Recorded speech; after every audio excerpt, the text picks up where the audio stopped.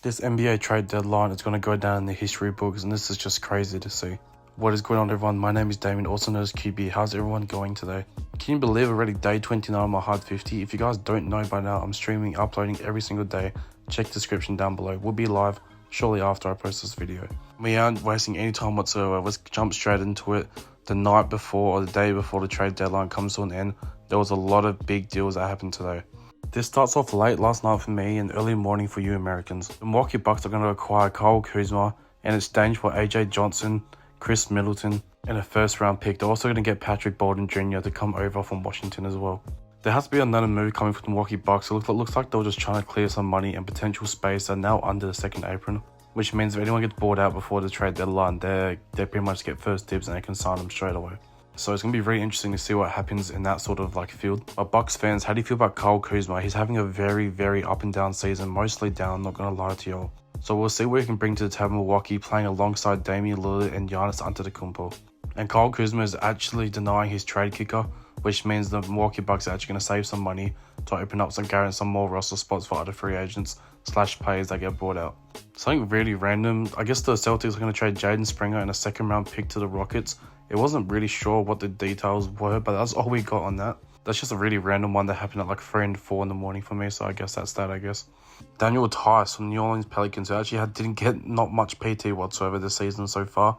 He's headed to OKC for a couple of second round picks. I don't know what's really the point of this move. I feel like the OKC fund is going to waive him anyway, so we'll just see what happens with that. I'm not going to speak too much on that. I'm not saying that, I'm going to sit here and say Tice is a game changer, so let's move on to another big deal. This is just crazy work. This has to be one of the biggest free agencies in the NBA, not free agencies, trade deadlines in NBA history. This has been game changing. Is anyone going to watch the Super Bowl at this point? Apparently in the last week, the Golden State Warriors have been heavily trying to get Kevin Durant back over to reunite with Stephen Curry and Draymond Green. Kevin Durant's team came out and said that Kevin Durant would not like that. He does not want to go play for the Golden State Warriors. And we all think it's because of Draymond. I mean, we all know that, I guess. So that got shut down very quickly. It looks like everything's pointing towards Kevin Durant is going to finish this season at least with the Phoenix Suns. The Wizards just been getting busy apparently because they're going to trade Jonas Valanciunas. They're going to get back CD Solicico and 2 second round picks, sources tell Shams and ESPN. All these are coming from Shams, by the way. This is all legit. These trades have all been finalized. These trades are real. We get to one of many big trades today, probably the biggest trade today. Jimmy Butler is now a Golden State Warrior. Can you believe that? It ends up being a full 5-team trade. I still can't find all the details on just yet, but the Golden State Warriors did have to give up Dennis Schroeder, Kyle Anderson, Andrew Wiggins, and a protected future first round pick.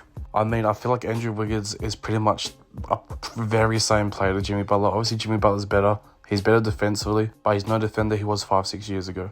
So Warriors fans, how do you guys feel about this trade? Does he fit alongside Stephen Curry? I mean, there is another guy to bring up the ball, I guess, and have a little bit more ball usage.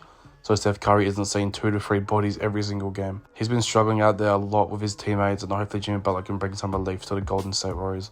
I mean, the spacing is going to be a bit funny if both Jimmy and Draymond are both going to start, but we just have to see what happens, I guess. Warriors fans, get loud, get noisy, get in the comments, let me know what you guys think about this. It's just crazy after a 2-month saga, all this shit has finally come to an end after everything that went down with the Golden State Warriors. Or should I say the Miami Heat with Pat Riley coming out saying they're not going to trade him, to now trading him, to finally having a big sigh of relief. Miami Heat fans, what do you guys think about this trade?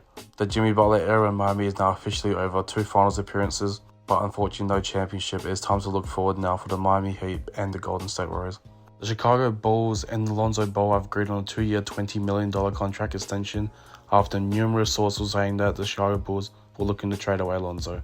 So I'm glad they came to agreement. Lonzo Ball is locked in with the Bulls for this season and 2 more years to come. Bulls fans, how do you guys feel about that down in the comments? It's definitely not overpay or underpay. I guess it's just a really fair pay for what he's doing right now. And especially since coming back from that major injury, where who knows how much or how high a risk is of him re-injuring himself, and possibly, God forbid, him not playing ball ever again. Jericho Sims, or the New York Knicks, are actually going to get involved in that Milwaukee trade, which involved Kuzma to the Bucks. They're going to trade away Jericho Sims and receive Dylan Wright and some cash. I mean, that trade's whatever. Both players aren't going to see much minutes. And another Shams bomb, wow, whatever you guys want to call it. Brandon Ingram is now a Toronto Raptor. He's heading over to Canada. For Bruce Brown, Kelly Olynyk, 1 second round pick and 1 protected first round pick. I mean, shit, we'll have to see what the Pelicans will be looking like for that pick. Damn.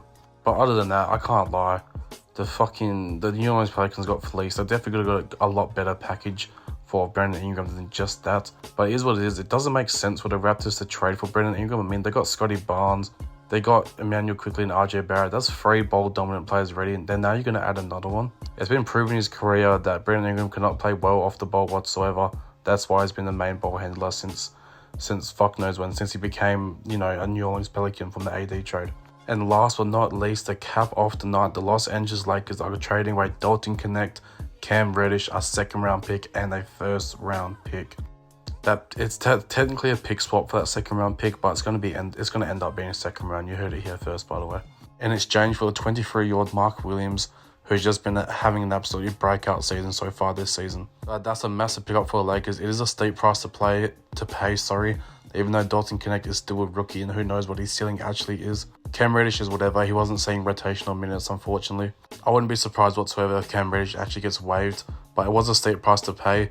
But it's actually crazy because Mark Williams is actually younger than Dalton Connect by a full year. So I think this is the definition of a win now trade and also win later. Mark Williams is athletic, has the longest wingspan in the NBA right now, which is just crazy to think. And yes, he has a bigger wingspan than Wemby. He's longer than Wemby. Pause.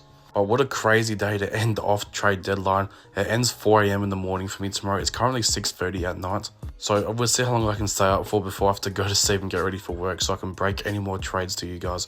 I love making these videos for you guys. Let me know if you guys heard these trades here for the first time and drop it down in the comments because I love breaking news to people.